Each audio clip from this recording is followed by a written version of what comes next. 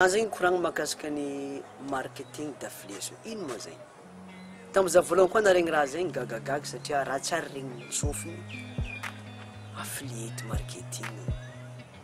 Ya tsotsoriko aminao eto izy affiliate marketing zay anao ke zegny mivarotro produit-n'olo. Olo andafy olo multimilliardaire ky miara-miasa aminao. Izy mitsabole izy agny fonao tô ndraiky mahazo ampany 90% ny sell izy amenenao.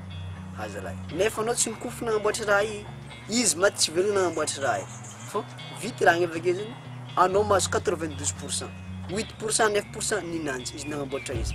Fitiavagna zala zegny. Fô raha zegny tsy haiko taloha. Fô inga zegny nampianatra anahy raha. Tagnatin'ny 1 mois za kotroala tamin'ny raha tsy tafaboaky. Erera kely zegny zany, erera kely. Au lieu de grand P zany tafanjary petit P raha de tsy niboaka le izy. De une journée fa nampianarana olo za raha haiko amizay raha. Zo mila olo. Inga kosina tery dito. Izy nampianatra za. Dinay, za amjom tsabo.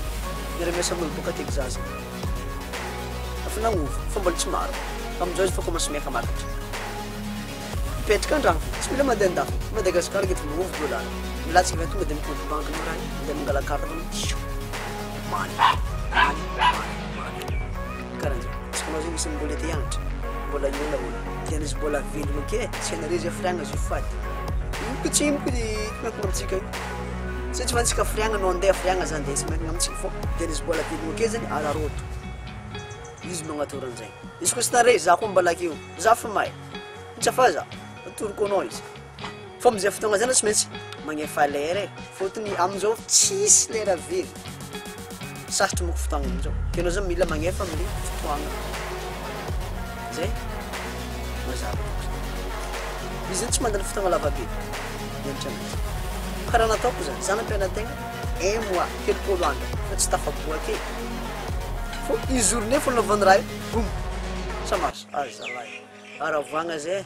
Tamin'ny andro zay azalahy tegna faly. En plus koa mafitake zany nahazo dollar, ha. Va tsy maty ry magnova riary no tonga ny dollar. Ravo, tegna ravo e.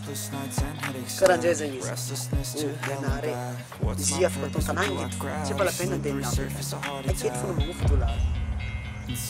Tonga de banque-nao koa izy.